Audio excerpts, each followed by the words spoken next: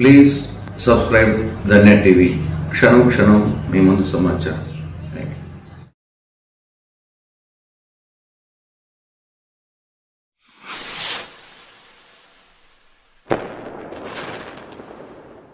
ఆంధ్రప్రదేశ్లో తెలుగుదేశం పార్టీ ప్రభుత్వము అత్యంత మెజారిటీతో ఏర్పాటు కావడం జరిగింది. నిన్న 12వ తేదీన గౌరవ ముఖ్యమంత్రి గారు ప్రమాణ స్వీకారం లోపలికి కూర్చోండి. సుధాకర్ లోపలికి కూర్చో. ముఖ్యమంత్రి గారు ప్రమాణ స్వీకారం కూడా చేయడం జరిగింది. దాదాపు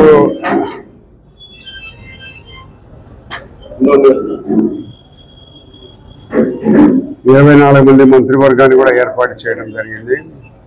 మంత్రులు కూడా శాఖలు ప్రకటించినారా, ప్రకటిస్తారా? మరి ఏదో ప్రకటిస్తారు త్వరలోనే. నిన్న దినం ముఖ్యమంత్రి గారు సెక్రటరియట్కి పోయి ఆయన ఆఫీసులో కూర్చొని 5 సంతకాలు పెట్టడం జరిగింది. ఒకటి ఉపాధ్యాయుల నియామకము, 2 దుర్మార్గమైన ల్యాండ్ పూలింగ్ చట్టము, 3 ఈ అన్నా క్యాంటీను పెన్షన్, 4000 రూపాయల పెన్షను, స్టీల్ సెక్స్ అయితే ప్రకటించడం జరిగింది. కాబట్టి ఇవన్నీ కూడా ఎన్నికల్లో చెప్పిన వాగ్దానాలు నెరవేర్చడంలో మొదటి మెట్టుగా ముఖ్యమంత్రి అయిన ఒక 24 గంటల్లోనే ఈ చెప్పిన వాగ్దానాలన్నీ పూర్తి చేయడం జరిగింది. ఇంకా సూపర్ 6 ఉంది. అవన్నీ కూడా క్యాబినెట్ 18వ తేదీ క్యాబినెట్ మీటింగ్ జరుగుతోంది. ఆ 18 క్యాబినెట్ మీటింగ్లో నిర్ణయాలు తీసుకొని ఏవైతే ఎన్నికల్లో ప్రజలకు చేస్తామని చెప్పడం జరిగిందో అవన్నీ ఫుల్ ప్లెజ్డ్లో ఒక 5-6 నెలల్లోనే ప్రజలకు అందుబాటులోకి తీసుకొని వస్తాం. మీకు చెప్పిన పెన్షన్ ఇప్పటికే వస్తూ ఉంది. ఇంకా గ్యాస్ సిలిండర్లు కానీ, లేదా నెలకు 1500 ప్రతి మహిళకి ఇచ్చేది కానీ, చదువుకునే పిల్లలకు ఇచ్చే డబ్బులు కానీ, ఇవన్నీ కూడా ఒక 6 నెలల కాలంలోనే పూర్తిగా మరి ఎన్నికల ముందు చెప్పిన వాగ్దానాలు, మేనిఫెస్టోలో సూపర్ 6 అన్నీ కూడా ప్రజలకు అందుబాటులోకి తీసుకొని వస్తుంది ఈ ప్రభుత్వం. కాబట్టి ఈ ప్రభుత్వం ఏదైతే చెప్పిందో చెప్పినవి కూడా చాలా చేసేదానికి ఉంది. ఇరిగేషన్ ప్రాజెక్టు ఉన్నాయి. ఇరిగేషన్ ప్రాజెక్టు మీద పోలవరం ప్రాజెక్టు అత్యంత ప్రాధాన్యతగా తీసుకొని 1 సంవత్సరము 2 నెలల కాలంలో పూర్తి చేసి దాని ద్వారా మనము ప్రకాశం గ్యారేజ్కి, నాగార్జున సాగర్ కూడా నీళ్లు తీసుకొని వచ్చి శ్రీశైలం నుంచి దిగువబోయే నీటిని మనం నిలుపుకొని శ్రీశైలం ప్రాంతంలో నిలబడ్డ నీరంతా కూడా రాయలసీమకు ఇవ్వాలనే ఒక మంచి ఆలోచనతో ముఖ్యమంత్రి గారు ఉన్నారు. కాబట్టి ఈ ప్రభుత్వము ఎప్పుడే ఎన్నికల్లో చెప్పిన ప్రతి ఒక్క వాగ్దానాన్ని కూడా నెరవేరుస్తుంది. గత ప్రభుత్వము కక్షపూరితమైన చర్యలతో చాలామందిని చంపడము, కొట్టడము, శిరోముండనం చేయడము, ఇవన్నీ కూడా చేయడం జరిగింది. అయితే గౌరవ ముఖ్యమంత్రి చంద్రబాబు నాయుడు గారు చెప్పింది ఏమిటంటే, మనం ఎక్కడ కూడా ఇటువంటి కార్యక్రమాలకు దూరంగా ఉండాలా. ఎవరో వాళ్ళు చేశారు, మనము చేయాల్సిన అవసరం లేదు. పూర్తి సంఘీభావంతో అందరినీ కలుపుకొని పోయి ప్రభుత్వాన్ని మనం నడిపించాలి తప్పక ఓటు వేసిన వారు కానీ, వేయని గారు కానీ అందరూ కూడా మనవారైన దృక్పథంతో మీరు నడుచుకోండి అని కూడా మాకు చెప్పడం జరిగింది. కాబట్టి మేము ఎక్కడ కూడా ఖర్చు సాధింపు చర్యలు అనేది ఎక్కడ కూడా మేము పోవాలని అనుకోవడం లేదు.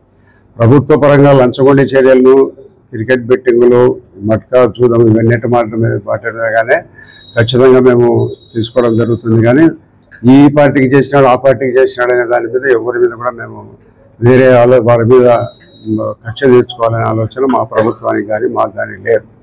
కాబట్టి ఈ ప్రభుత్వం అత్యంతగా కేవలం 12-11 సీట్లకే పరిమితం అయిపోయింది. జగన్మోహన్ రెడ్డి గారి ప్రభుత్వము తెలుగుదేశం, జనసేన, బీజేపీ కూటమితో ఎన్నికల్లో పోయింటే ఈ ఎన్నికల్లో ఏం జరిగిందంటే అన్ని 3 పార్టీలు కూడా జనసేన కానీ, బీజేపీ కానీ, తెలుగుదేశం కానీ కలిసిపోయినాయి. పూర్తిగా ఓటు పూర్తిగా ఏ పార్టీకి ఆ పార్టీకి మళ్ళింది. ఎక్కడ కూడా ఎవరు కూడా ఆలోచించలేరే మనం ఏదో బీజేపీతో, తెలుగుదేశంతో గెలుచుకున్నామని కానీ, జనసేనతో గెలుచుకున్నామని కానీ ఎవరు కూడా ఆలోచించి కూడా పూర్తి కలయికతో ముందుకు పోయిన కారణంగానే దాదాపు 174 సీట్లు రావడం జరిగింది. ఇది అత్యంత గర్వనీయ 164 సీట్లు రావడం జరిగింది. ఇది అత్యంత రాష్ట్ర ప్రతిష్టను ఇనుమడింపజేస్తుంది ఈ యొక్క ఎన్నిక, ఈ కలయిక. కాబట్టి ఇవన్నీ మనము కేంద్ర ప్రభుత్వంలో కూడా బీజేపీ ప్రభుత్వానికి కావాల్సినంత మెజారిటీ రాలేదు కాబట్టి మన తెలుగుదేశం పార్టీ ఆంధ్రప్రదేశ్కు సంబంధించి మన ఎంపీలు కూడా వాళ్ళకు కేంద్ర ప్రభుత్వానికి సహకారం అందిస్తున్నాం. కాబట్టి భవిష్యత్తులో కేంద్ర ప్రభుత్వం నుంచి మంచి సహకారం ఉంటుందని మేమందరం ఆలోచిస్తున్నాం. ఈ రాష్ట్రాన్ని అన్ని రంగాల అభివృద్ధి పదంలోకి తీసుకొని పోవాలనేది ముఖ్యమంత్రి గారి ఉద్దేశం. ఆయన ముఖ్యమంత్రి గారు చెప్పినారు, ఆయా గతంలో అధికారుల పాలన ఎక్కడ కూడా ఉండకూడదు, ప్రజాస్వామ్యబద్ధంగా ప్రజలచే ఏదైతే చెప్తామో అవన్నీ చేస్తాం. ప్రజల ప్రభుత్వం ఇది ప్రజాస్వామ్య ప్రభుత్వంగా ప్రజలతో ఎన్నుకోబడిన ప్రభుత్వం కాబట్టి ప్రజలకు కోరిన మేరకే చేస్తామని కూడా చెప్పడం జరిగింది ముఖ్యమంత్రి గారు. మరి తొందరలో ఈ డిపార్ట్మెంట్లో ఈరోజు హౌసింగ్ డిపార్ట్మెంట్ మీద పెట్టాం. హౌసింగ్ డిపార్ట్మెంట్ పెడితే ఎక్కడ కూడా ఈ పొద్దుటూరికి శాంక్షన్ అయిన ఇళ్లలో దాదాపు 23,000 ఇళ్లలో ఎక్కడ కూడా ఒక్క ఇంట్లో కూడా ఇంతవరకు చేరాలి. ఎవరు కూడా కొద్దిగా రూప్ లెవెల్కి వచ్చి రూప్ పడినాయి కానీ కొన్ని ఇళ్లలో ఎవరు చేరలే. శాంక్షన్ అయిన ప్రతి ఇల్లు ఇక్కడ ఎవరు కూడా ప్రభుత్వం ఏ ఉద్దేశంతో పేదవానికి ఇల్లు కట్టియాలనే ఉద్దేశం ఉందో ఆ ఉద్దేశం ఎక్కడ కూడా నెరవేరలేదు. పైగా సెంటు స్థలంలో పెట్టిన కారణంగా సెంటు స్థలంలో ఇల్లు సరిపోదని కూడా బెదిరిపిస్తున్నారు. వారందరికీ మౌలిక వసతులు కూడా ఇంకా కొంతమంది కరెంటు కానీ మంచినీళ్ళు కానీ రోడ్లు కానీ అక్కడ ఏర్పడాలి. ఈరోజు రివ్యూ మీటింగ్ పెట్టి చెప్పినాం అందరినీ కూడా. వీళ్ళందరూ కూడా ఏమైందంటే ఒక 6 నెలల కాలం నుంచి ఎలక్షన్లు వస్తాయనేటప్పటి నుంచి హౌసింగ్ డిపార్ట్మెంట్ ఇన్యాక్టివ్ అయిపోయింది. ఇల్లు కట్టే వాళ్ళ గురించి బెనిఫిషియరీ నుంచి ఇల్లు కట్టుకోలేదని కానీ లేదా కాంట్రాక్టర్తో కట్టబడే ఇల్లు కట్టించడం కానీ ఇవన్నీ ఏం చేయడం లేదు. కాబట్టి మళ్ళీ ప్రభుత్వము వాటి మీద ప్రత్యేకమైన శ్రద్ధ తీసుకోవడం జరుగుతూ ఉంది. అన్ని డిపార్ట్మెంట్ల పైన ఏమాత్రం కూడా అవసరం లేకుండా డిపార్ట్మెంట్ యాక్టివేట్గా మోటివేట్ చేసి ఈ ప్రభుత్వాన్ని ముందుకు తీసుకుపోవాలనే ఆలోచనతో మా ముఖ్యమంత్రి గారు మాకు అందరికీ చెప్పడం జరిగింది. కాబట్టి అన్ని డిపార్ట్మెంట్లలో కూడా ఈ పని మొదలవుతుంది. త్వరలోనే ఇంకా ఎక్కడన్నా అలసత్వం ఉన్న వాళ్ళందరినీ కూడా యాక్టివేట్ చేసి వీళ్ళను పనులకు ప్రేరేపించడం జరుగుతుంది. అయితే ఆర్థిక పరిస్థితి కారణాలు కూడా కొంతవరకు ఉన్నాయి. అంటే బిల్లులు పెండింగ్ ఉన్నాయి. ఈ బిల్లులు పెండింగ్, హౌసింగ్లో బిల్లులు పెండింగ్ ఉన్నాయి. హౌసింగ్లో డెవలప్మెంట్ యాక్టివిటీస్, కరెంటు వేయడం కానీ రోడ్లు చేయడం కానీ అవి కూడా పెండింగ్ ఉన్నాయి. ఈ దాదాపు ఈ పెండింగ్ ఉన్న పనులు మనం ఇక్కడ ఆర్టీపీ వైరాడ్లో పెన్న మీద బ్రిడ్జి జరుగుతుంది. అతను కాంట్రాక్టర్ వచ్చి కలిసినాడు. దాదాపు 14 కోట్ల రూపాయల బిల్లు రాలే కాబట్టి నేను పని చేయలేనంటాడు. కాంట్రాక్టర్ కూడా ఎవరైనా 10 రూపాయలు సంపాదించుకోవాలనే వస్తాడు. మరి బిల్లులు చెల్లించకపోతే అతను కూడా పని ఎక్కడ చేస్తాడు, చేయలేడు. కాబట్టి దానిని కూడా మేము రాష్ట్ర ప్రభుత్వం హౌసింగ్ డిపార్ట్మెంట్లో డబ్బులు ఇల్లు కట్టుకునే మందికి ఎంతమందికి డబ్బులు రావాలా, ఎటువంటి అక్కడ మౌలిక వసతులు ఏర్పాటు చేసే వాళ్ళకి ఎంత డబ్బులు రావాలా, ఈ ఆర్టీపీపీ మీద పెన్నా నది మీద పెట్టే బ్రిడ్జికి ఎంత డబ్బులు రావాలా, ఇవన్నీ కూడా టోటల్గా నేను అసెంబ్లీ సమావేశాలు 19 నుంచి అసెంబ్లీ సమావేశాలు ఉన్నట్టుంది. ఆ అసెంబ్లీ సమావేశాలకు పోయే లోపల ఈ డిపార్ట్మెంట్లో ఏ డిపార్ట్మెంట్లో ఈ డబ్బులు బాకీ ఉన్నాయి అనేది అది ప్రభుత్వానికి చేసి డబ్బులు రిలీజ్ చేసే ప్రయత్నం తప్పకుండా చేస్తారు. కాబట్టి ప్రభుత్వము అందరూ కూడా ఎంత భారీ సంఖ్యలో ఆశించి ఓట్లు వేశారో అంతకంటే రెట్టింపు భారీగా ప్రభుత్వం ప్రజలకు అందుబాటులోకి ఉంటుంది, డెవలప్మెంట్ యాక్టివిటీస్ చేస్తుంది, అన్ని రకాల అందుబాటులో ఉంటుంది. కాబట్టి ఈ డిపార్ట్మెంట్ రివ్యూస్ ఉంటారు, 2-3 డిపార్ట్మెంట్ రివ్యూ చేయాలా. కాబట్టి డిపార్ట్మెంట్ అన్నీ కూడా ఏమి స్తబ్దతగా ఉన్నాయి. ఎవరు కూడా యాక్టివ్గా లేరు. అగ్రికల్చర్ డిపార్ట్మెంట్ కానీ మున్సిపాలిటీ కానీ ఎవరు కూడా యాక్టివ్గా లేరు.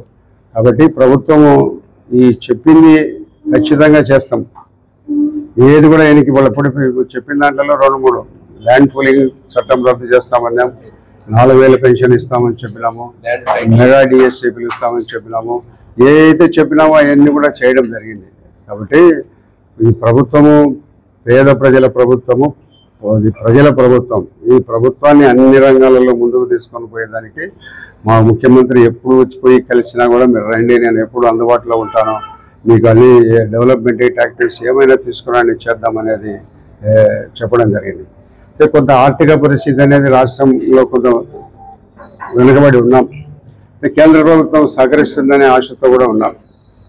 కాబట్టి ఇటువంటి పరిస్థితుల్లో ఈ రాష్ట్రాన్ని అన్ని రంగాల ముందుకు తీసుకొని పోయి ఈ రాష్ట్రాన్ని అభివృద్ధి చేయడం జరుగుతుంది. ఇది మా పార్టీకి సంబంధించిన, ప్రభుత్వానికి సంబంధించిన. జగన్మోహన్ రెడ్డి గారు మాట్లాడినాడు, నిన్న రివ్యూ చేసినాడు. ఆయన ఏం చెప్పినాడు, మరి ఏదో ఓడిపోయిన బాధలో ఉండాలా అనేది కూడా లేకుండా మనం ఇంకా మళ్ళీ 5 ఏళ్లలో మళ్ళీ మనమే వస్తాము. మనం ఎంతో ప్రజలకు చేసినామో వాళ్ళు ప్రజలందరూ కూడా తీసుకొని మర్చిపోయినట్టున్నారని చెప్పాడు. ఆయన ఏం నవరత్నాలు తప్ప ఏం చేసినాడు రాష్ట్రానికి అభివృద్ధి? జగన్మోహన్ రెడ్డి ప్రభుత్వం వచ్చే 2029 సంవత్సరానికి ఆ పార్టీ ఉండదు. ఇప్పటికే కాంగ్రెస్ పార్టీలో కలపాలనే ఆలోచన జరుగుతూ ఉంది. ఈ కాంగ్రెస్ పార్టీకి సంబంధించిన పెద్దలతో కూడా కొంతమందితో మాట్లాడడం జరుగుతుంది. వైఎస్ఆర్సీపీ పార్టీ 2029కి ఏమి ఉండదు, రౌండ్ ఆఫ్ అయిపోతుంది. ఆయనంగా ఏదో ఆశాభావంతో ఆయనంగా ముఖ్యమంత్రి అనుకునే ధోరణిలో ఇంకా కూడా మాట్లాడుతున్నాడు కదా. ఇంకా కొంతకాలానికి ఎవరైతే ఇప్పుడు ఆయనకు ముఖ్యమంత్రిగా ఉండే సౌకర్యాలన్నీ లేకుండా పోయిన కొంతకాలానికి ఆయనకు తెలుస్తుంది. కాబట్టి ఈ జగన్మోహన్ రెడ్డి ప్రభుత్వము 2029 తర్వాత మళ్ళీ రాజకీయాలలో ఎన్నికల్లో నిలబడే పరిస్థితులు ఉండదు.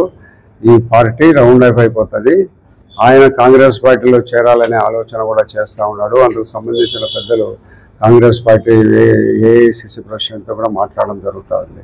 కాబట్టి జగన్మోహన్ రెడ్డిని ప్రజలు మర్చిపోతారు, కనుమరుగైపోతాడు ఈ రాష్ట్రంలో.